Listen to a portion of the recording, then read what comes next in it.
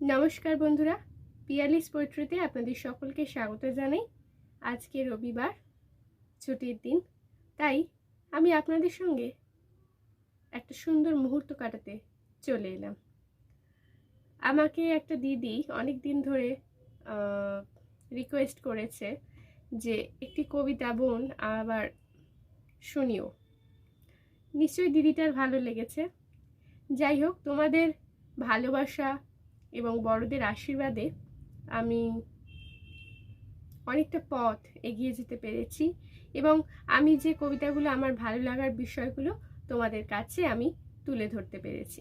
সেরকম একটি সুন্দর কবিতা আজ আমি তোমাদেরকে শোনাব। আজকে আমার কবিতার নাম হলো স্বপ্নদ্বীপে হাঁটি দুজন।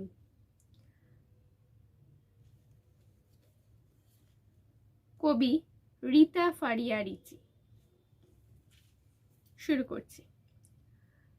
মনের খাতায় তোমার ছবি নিলাম আমি টুকে, হাসি মাখা মুখটা দেখে ধাক্কা লাগে বুকে। তোমায় নিয়ে কাব্য লিখি নিদ্রা জাগরণে, স্বপ্নদ্বীপে হাঁটি দুজন দেখছে কতজনে। এই তো সেদিন বসেছিলাম গড়াই নদীর তীরে, আশার তরি ছুটেছিল ভালোবাসার নীড়ে। তুমি আমি মুখোমুখি ভাব বিনিময় করি, প্রেম বাগানের শীতল হাওয়ায় শিশির হয়ে চলি। এই কবিতাটা একটু অন্যরকম কবিতা। কবিতাটিতে একটু আমার যেটা মনে হয়েছে সেটা আপনাদেরকে একটু বলি, যে আমাদের অনেক সময় মনে হয় প্রিয় মানুষটি, আমাদের খুব কাছের যে প্রিয়জনকে আমরা ভালোবাসি, সেই মানুষটির হাত ধরে অনেক দূরে চলে যাই এবং অনেক অজানা কথা বলি, যেখানে কেউ থাকবে না, তুমি আর আমি বা সে হয়তো আমি, আমরা দুজন থাকবো এবং আমাদের মনের অনেক গোপন কথা থাকে যেটা সবাইকে বলা যায় না।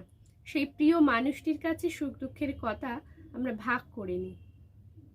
এইটার এই কবিতার বিষয়, যে স্বপ্নদ্বীপে হাঁটি দুজনে, অর্থাৎ স্বপ্নের দ্বীপে আমরা বহু দূরে চলে যাব, যেখানে শুধু আমরা দুজন দুজনকে ছাড়া আর কাউকে পাবো না। কবিতাটা আপনাদের কেমন লাগলো? যদি ভালো লেগে থাকে তাহলে অবশ্যই আমাকে কমেন্ট করে জানাবেন, আর যদি কিছু ভুল ত্রুটি হয়ে থাকে সেটাও অবশ্যই আমাকে জানাবেন।